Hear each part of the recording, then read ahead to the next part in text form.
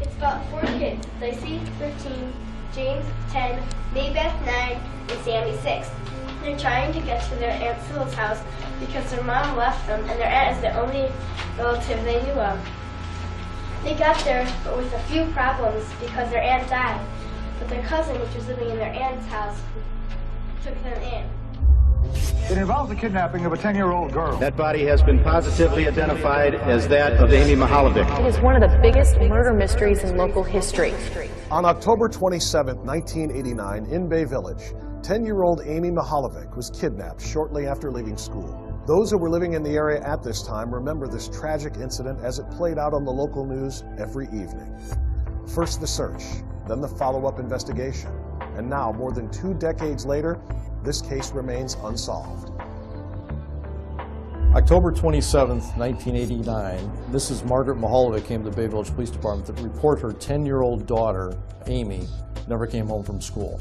I got home and Margaret was semi-hysterical. Amy hadn't been home, and I got home about 6 o'clock, so Amy was nowhere to be found, and that's where it all began. The Bay Village Police Department immediately took action. This is a 10-year-old girl who should have been home immediately after school. We talked to friends of Amy's, parents of Amy's friends. No one had seen her. My one friend and I put on our own search down by the creek in Bay Village and just walked because she liked the animals. That would be her type of idea, to get lost in the woods if she could. But to no avail, of course. The next day we mobilized, we got the FBI involved. We brought in the family, the friends for interviews, and we quickly learned that Amy went to the Bay Square Shopping Center to meet with somebody that had been calling her and trying to get her to go shopping to buy a present for her mother. She was going to be given $45 to purchase a gift for her mother who had received a promotion at work. Amy kept that a secret. She told a few of her friends. Her brother Jason overheard a conversation about this, but other than that, Margaret or her father Mark knew nothing about this meeting and the supposed shopping trip. There was a lot of friends at the Bay Square Shopping Center that Friday afternoon. We talked to them, and based on those conversations, we came up with 2 composite drawings of a possible suspect. A white male, 25 to 30 years old, and we got them out in the media. Volunteers got those things out. There was so much going on. The people of Bay Village set up a command center at the City Hall. A lot of volunteer work. All the posters that were made were all voluntarily printed by a company. A good share of the media lived in Bay Village, and a good share of the FBI and police lived in Bay Village. That was their home base. So if there is an advantage, that's the one advantage we had. It was a community effort. And over the span of the next 3 months, literally tens upon thousands of leads and tips came in that were followed up by the Bay Village Police Department, 60 agents from the FBI, and various other law enforcement agencies. You know, a lot of suspects were developed, a lot of names came up. They were vetted out as much as you could possibly do with any kind of suspect. Unfortunately, it yielded very little. Her birthday was on December 11th. She was missing on October 27th. And I gotta be real honest, at that time, I just realized in my heart that I would probably never see her again. 106 days after the abduction of Amy Mihaljevic, a female jogger was jogging down Route 1181 in Ruggles Township, which is in northern Ashland County. As she was jogging down the roadway, she noticed something out of the corner of her eye. It was a pale green, it looked like rags in the field. She got a closer look and realized that it was the body of a young female. She then ran to the nearest farmhouse, called 911. Bay Village Police was called, the FBI were called, they all descended upon that area. Her body was taken to the Cuyahoga County Coroner's Office, where it was confirmed that that was the body of Amy Mihaljevic found in that field. I wasn't shocked, hurt of course, but not totally shocked. But some relief, again, revenge. I would definitely ask him why. I mean, there's absolutely no reason. Once the body was found, hundreds upon thousands of tips started pouring in. Now what's interesting is if you look at these types of cases, the abduction and kidnapping of a young girl, they only happen for several reasons. One would be a kidnapping situation for ransom, a family type kidnapping, or generally some kind of sexual predator. We ruled out the family, so now we're looking at some kind of sexual predator that kidnapped and murdered Amy Mihaljevic, who has some type of knowledge of Amy, the family, because these calls that were made to lure Amy to the Bay Village Square to take her shopping were very specific, that her mother had received a promotion at work, we're going to take you shopping to buy her a gift, and that was all relatively true. while she didn't receive a promotion, she had a job change. In Amy's mind, probably said it's a promotion, so this guy must know what he's talking about. And he was able to talk to Amy carefully enough that Amy knew that this might be somebody that I know, or somebody who's close to my mom or dad, whatever the case may be. We don't know specifically. But Amy was comfortable enough to go with this person.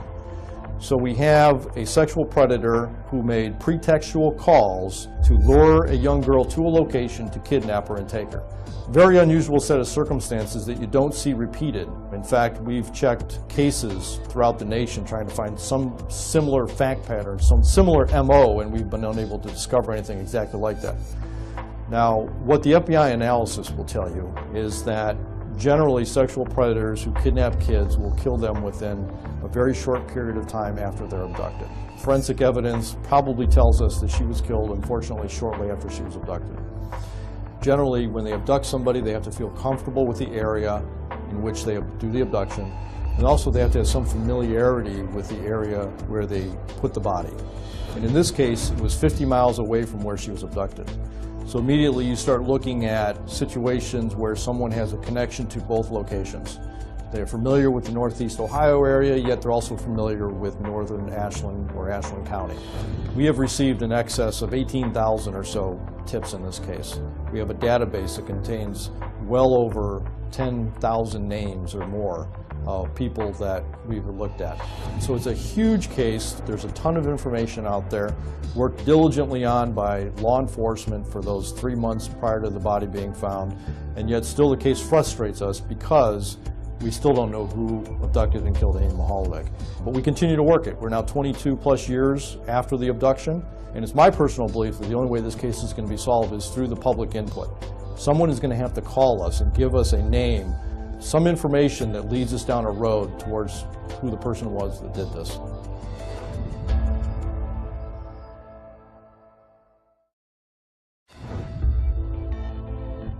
October 27, 1989, Amy Mihaljevic was abducted from the Bay Square Shopping Center. 106 days later, her body was found in a field in northern Ashland County. Amy Mihaljevic left the Bay Middle School at approximately 2:05 in the afternoon on Friday.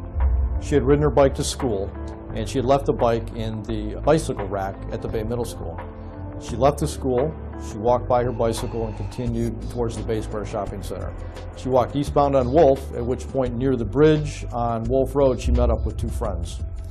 Her and her two friends continued walking eastbound on Wolf and arrived at the Bay Shopping Center, and specifically she went to the Baskin-Robbins at the corner of the shopping center.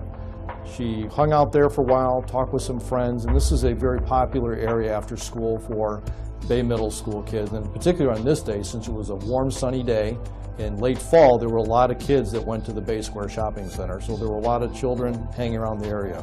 She continued to stay in the area between Baskin-Robbins and the barber shop, talking with various friends of hers, standing there. She seemed to be waiting for something or someone. She was there from anywhere from 2:15 to approximately 3:30 based upon various eyewitness accounts. We have Amy standing in front of Baskin-Robbins. We have her standing in front of the Bay Barber Shop. We have her walking back and forth between the Bay Barber Shop and the Baskin-Robbins. According to witnesses, Amy was standing by one of the light poles at Bay Square when she was approached by a male, a white male. There was some type of conversation. Some of the children who were at the Bay Square with Amy saw a male with Amy. In fact, two of the individuals sat down with us and we formed composite drawings of what the male looked like based upon these two 10-year-olds that saw Amy with this individual. And there was no commotion. Amy was there to meet somebody and to leave with them to go buy a gift. At least in her mind, that's what she was there for. So when these two individuals, witnesses, saw Amy with this man, they didn't think anything of it. And they thought it was Dad, and Amy left with this white male walking towards the parking lot. And that's the last really anybody saw of Amy Mihaljevic, was with this male walking towards the parking lot at Bay Square. So one thing that we always want to tell people is don't rule anybody in, don't rule anybody out based upon those composite drawings, because the accuracy of those is very suspect. It's a generality, it's a white male, 20 to 30-something age, we're pretty confident about that. Beyond that, the specific features of those composite drawings may not be accurate at all. They had no reason to take specific note of this person. Yet the next day they're asked what he looks like. And you can imagine the difficulty in trying to remember specifics about shape of the face, hair color, glasses, no glasses, unshaven, shaven, color of the hair, so forth. It's very difficult for an adult to do that, let alone a couple 10-year-olds. On the day that Amy was abducted, Amy was wearing a light pale green sweatsuit, long sleeves, with sweatpants that were matching. She also had with her a white windbreaker. She carried a denim backpack that had white buckles and white piping on it. And in that backpack, she had a black notebook that was given to her by her father, who works for General Motors. And it was a very unique item in that it had a brass buckle on it that said "Best in Class," not something everybody would have laying around the house. In addition to that, she was wearing earrings. These earrings were, based upon her love of horses, were horse head earrings, silhouetted, made out of turquoise. She was also wearing black boots, which were similar to riding boots. These boots were unique in that they had silver studs from the ankle all the way down to the toe, and they were leather black boots. When Amy's body was found February 8, 1990, down in Ashland County, she was still clothed in the pale green sweatsuit that she had on. However, there were certain items that were missing. Her boots were gone. Her turquoise horsehead earrings were missing. There was no sign of her backpack, nor was there any sign of her windbreaker. What we've learned through studying the people that do these types of crimes is they will often keep mementos of their crime. So we've always wondered where those items went. There's the horsehead earrings, the notebook, which her father gave her, and there's the boots. Very unique items that this person may have kept in a collection as a memento of his crime. This crime occurred in 1989. I had started the job in 1985, so I was 4 years on the job, and one of my things I like to do is go into the schools and talk to the kids, whether it be about officer safety, what we do in the police department, you know, kind of meet the officers so they feel more comfortable. Well, on that day, Friday, October 27th, I actually had an occasion to go into the Bay Middle School and give a talk to one of the classes. Not until weeks later did I learn that Amy Mihaljevic was actually in that class that day, the day she was abducted.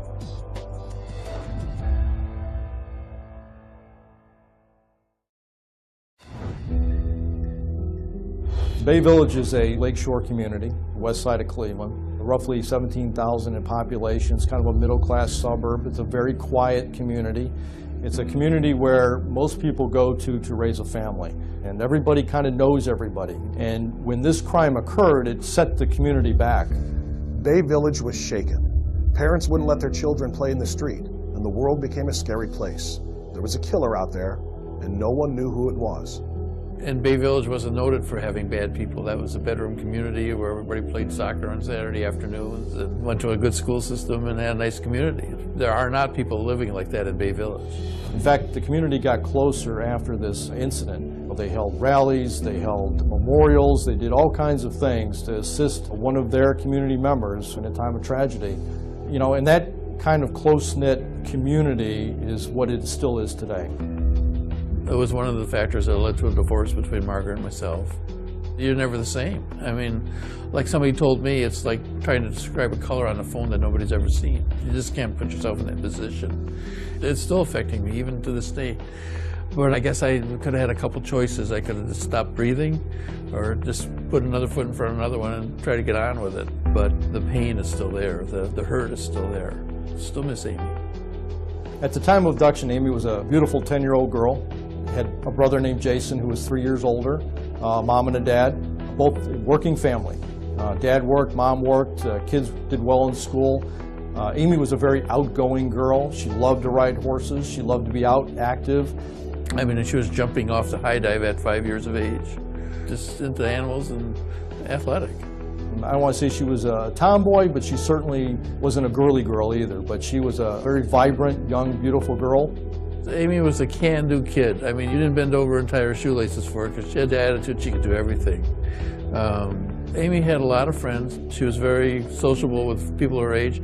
She very much shied away from adults. I mean, if you asked her a question, she would answer it. She was polite, but wouldn't go forwardly in approach an adult. Through our investigation, we learned that other children in the area had received somewhat similar calls to which Amy had received. Particularly, we identified a couple girls in North Olmsted who in the summertime had received similar phone calls in that the male caller had wanted to take them shopping to go buy presents for their mother. Now, these calls didn't go any farther than that. I think the girls may have recognized something was amiss, asked their parents about it. Nothing ever happened, but they're similar enough in MO to the call or calls that Amy received that it piqued our interest. And of course, we interviewed these individuals. We looked for common factors between the calls that these individuals received and that Amy received, and tried to find something in common that we could use as an investigative lead. While we found various things, nothing really led us down a direction that proved fruitful. Bay Village still remembers this case. We still want it solved. Everybody still works towards that goal, and nobody's ever forgotten Amy. There's a memorial plaque for Amy Mihaljevic at the Bay Village City Hall that's been there. It's been there for 22 years now, and most people are aware of that. You know, that's our permanent reminder of youth and Amy Mihaljevic and what was stolen from the community and stolen from this family that we want to get back. Amy and Margaret were the best of buddies. I mean, they were as close as you could be. She lost one of her best friends. She had suffered through this tragedy for many years, and unfortunately she passed away without knowing who it was that abducted and killed her baby girl.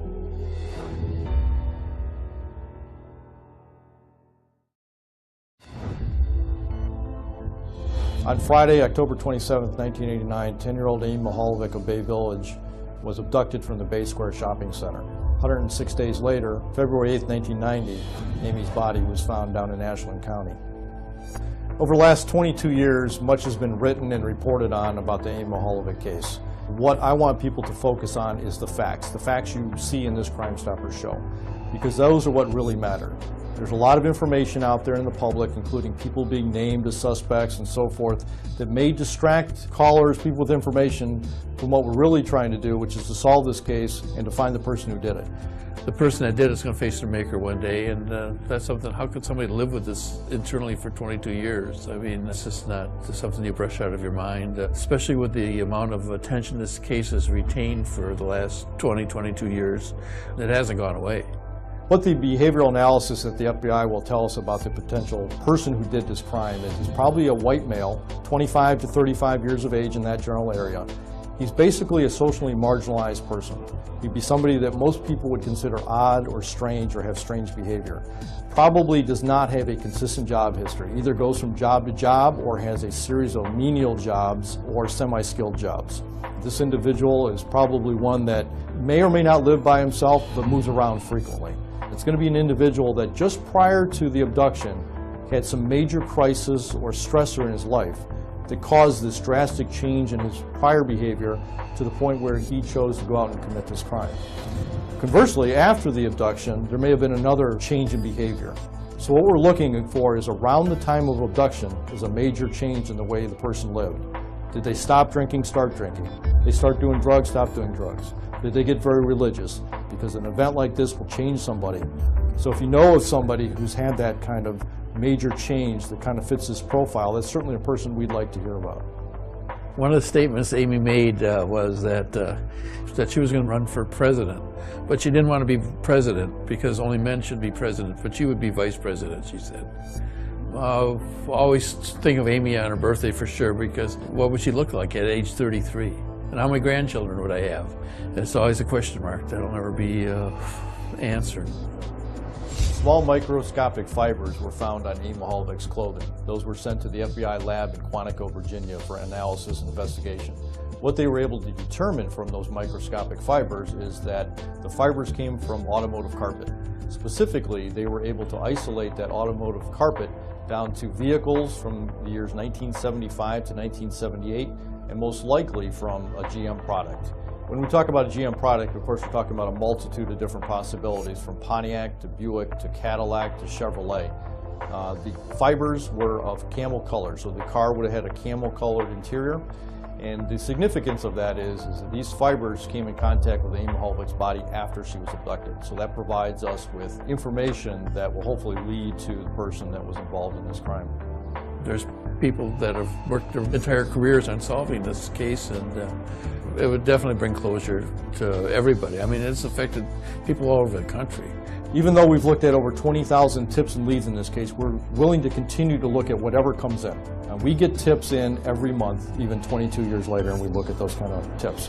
There's up to $27,000 in reward money still available for anybody who provides information to lead to the arrest of this individual. But I know most people, regardless of the money, will want to assist us. You can call the Bay Village Police Department at 440-871-1234. You can call the FBI, or you can call Crime Stoppers. Police and FBI agents have spent thousands of hours trying to find out who kidnapped and murdered 10-year-old Amy Mihaljevic in 1989. If you have any information that could help detectives find Amy's killer, no matter how small or insignificant you believe it is, call Crime Stoppers today. You can remain anonymous, and you will be eligible for a cash reward.